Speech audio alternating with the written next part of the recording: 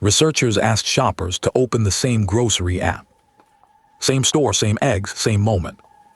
5 prices, $3.99 to $4.79. Instacart says the test was random, not personal. But it revealed something bigger. Online, a price is no longer always a label. It can be an experiment. The test was built to remove the obvious explanations. In 5 sessions during September 2025, participants were directed to the same pickup location, the same store, and a fixed basket of roughly 20 products. They added the items at nearly the same time and captured what appeared on their screens. 437 people reported pricing data. After incomplete or incorrect submissions were removed, researchers analyzed 193 of them. The differences were not rare. 74% of the products examined appeared at more than one price. For some items, the highest price was 23% above the lowest. Even entire baskets varied, despite the store, products and timing being held as constant as the researchers could make them. No purchase was required. The important part was the offer, what price the system chose to show. Instacart strongly disputes the way this story was framed. The company says these were short-term, randomized A/B tests controlled by retail partners. It says personal data, demographics, and individual shopping behavior were not used to assign the prices. It also says the tests were not dynamic. They did not move in real time with supply and demand, and that the program has now ended. The researchers' own analysis found that the demographic and shopping history variables they tested did not meaningfully explain who saw which price. So this case is not proof that Instacart calculated a unique price for each person. But random does not mean meaningless. A price experiment is a measuring instrument. Show different groups different numbers, observe what happens, and the market begins to reveal how sensitive it is to price.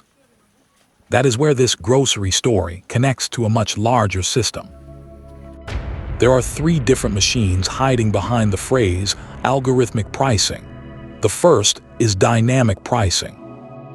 The number changes with conditions: time, inventory, demand, capacity, or location. Airline tickets and ride-hailing are familiar examples. The system responds to the market.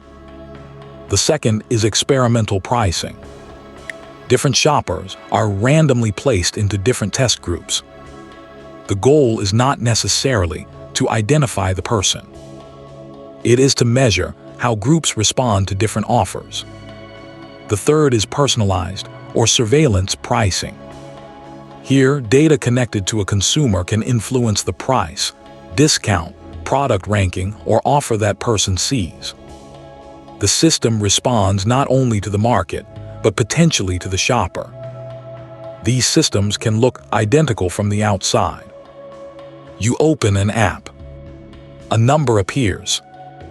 There is no label explaining which machine produced it. In 2024, the United States Federal Trade Commission ordered several pricing intermediaries to explain the tools they sell. Its initial staff findings described a market that sits between retailers and customers. At the bottom of that market is data. Depending on the tool and the retailer, inputs can include location, purchase history, browsing patterns, abandoned carts, the channel being used, and even small interactions such as mouse movements or clicks. Above the data sit pricing and segmentation systems. A retailer may provide its own customer information. A third-party tool can combine it with market conditions, divide customers or transactions into groups, and estimate things such as product affinity or price sensitivity. At the top is the part the shopper can see: a price, a discount, a promotion, a recommendation, or the order in which products appear. The FTC said the intermediaries it examined collectively worked with at least 250 clients across groceries, apparel, home goods, travel, finance, and other industries. But there is an important limit.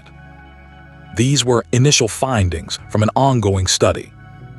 Some examples were hypothetical, and the report did not claim that every client used every possible input.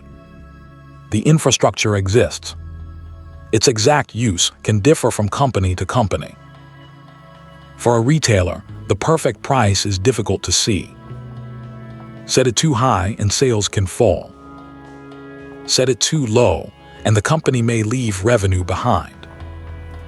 The relationship between price and demand is usually drawn as a clean curve in a textbook. In the real world, that curve is hidden. Experiments make pieces of it visible.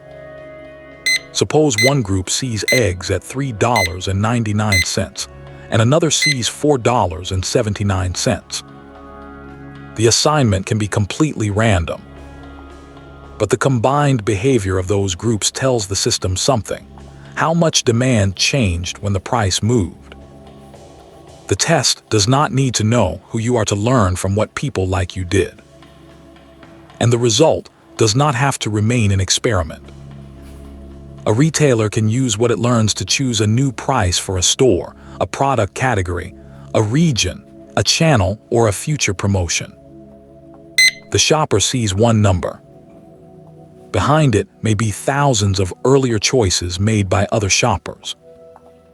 For most of commercial history, prices were negotiated. In the late 19th century, fixed price tags helped replace that negotiation with a posted number.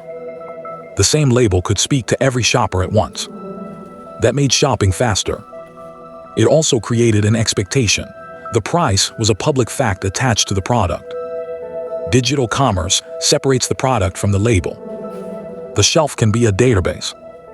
The label can be a query. Before the number appears, software can ask which store, which moment, which channel, which test group, and, in some systems, which customer. This does not automatically make every changing price unfair. A hotel room on a holiday weekend is genuinely different from the same room on an empty Tuesday. Inventory, timing, and delivery costs can matter. The deeper change is visibility. When each shopper receives a private offer, comparison becomes harder. You may not know whether another person saw the same number, or whether the number would have changed under a different account, device, or moment.